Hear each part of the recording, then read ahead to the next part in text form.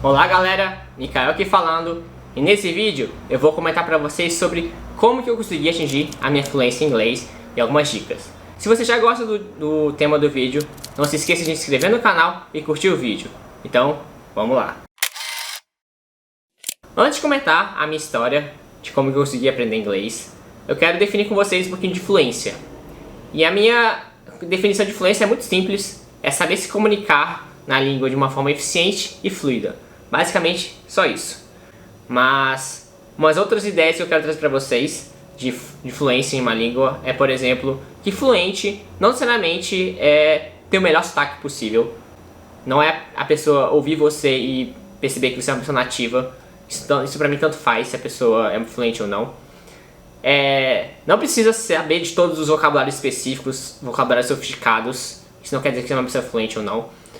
Saber conversar de todo tipo de assunto também não quer dizer que a pessoa é fluente. E não cometer erros. Todo mundo comete erros na língua, até na nossa própria língua nativa a gente comete erros. Então isso não torna uma pessoa fluente, né? Agora, comentando um pouquinho da minha trajetória em inglês, eu nunca fui muito bom com línguas, mas eu tive o privilégio de poder fazer as aulas de inglês particular, aula de cursinho, desde pequeno. Então eu conseguia ter acesso a esse conhecimento de uma forma mais cedo, mas eu era uma criança muito passiva nas aulas, né? Eu só ia para as aulas, assistia, e meu desenvolvimento de inglês nunca foi muito bom. Comparado com meus colegas de turma, eles já consumiam cultura, eles já consumiam música, já conseguiam se comunicar em inglês, e eu era travadão. Eu só ouvia e é isso. Eu conseguia ler algumas coisinhas, mas eu nunca fui muito bom, né? Mas isso tudo mudou quando eu decidi fazer uma viagem ao redor do mundo sozinho.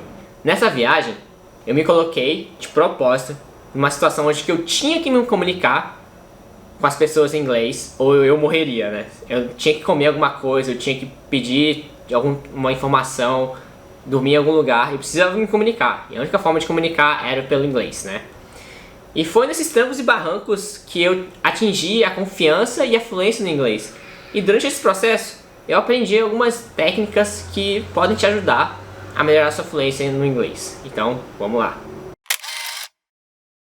A ideia principal de fluência, uma técnica boa, é utilizar o vocabulário que você tem, o pouco vocabulário que você tem, para tentar se expressar e comunicar ideias e vocabulários que você não tem. Para mim, essa é a chave da fluência de toda a língua, e eu utilizei muito isso durante a minha viagem. A gente não sabe vocabulários, muitos vocabulários no dia a dia, e a gente vai descobrindo eles durante a viagem, mas você tem que se comunicar e falar o que você quer, mesmo não sabendo essas palavras específicas. Mas você sabe outras palavras parecidas que você consegue, se expressando, falar a ideia que você quer e o interlocutor compreender, né? Agora, umas ideias mais práticas. Para isso, tem uma ideia que eu utilizava muito, que era o oposto. Utilizar o antagônico de uma palavra. Por exemplo, eu queria falar que uma coisa era quente, mas eu esqueci a palavra que era quente, então eu falava que ela era uma coisa não fria, ou o oposto de fria. Então a pessoa conseguia entender o que ela queria. Ou uma coisa alta, eu esqueci como é que fala a palavra alta, eu falava uma coisa não baixa. Uma coisa pouco baixa. Mesmo assim a pessoa conseguia entender o que eu queria falar. Então usando esses antagônicos ajuda muito durante a comunicação. Uma coisa óbvia que sempre ajuda na hora da comunicação é a linguagem corporal. Então sempre que a gente está comunicando, a gente está com as mãos movimentando aqui, minhas mãos comentando. Então quando a gente está na rua, a gente tenta se comunicar, mesmo se a pessoa não saber inglês, alguns gestos são um pouquinho universais. Então a gente consegue utilizar muito com a linguagem corporal. Isso vai ajudar muito durante a viagem e atingir a confiança de falar. E aprender algumas estruturas gramaticais que ajudam muito. Tipo, in my opinion, I think, there is. Algumas perguntas bem básicas, tipo umas questions. Do you know that thing? Actually, one time, I have been. Essas estruturas é bom decorar, que com elas você consegue expressar várias ideias, né? Outra coisa importante quando a gente está falando de fluência, e principalmente fluência na fala em si, é a barreira mental.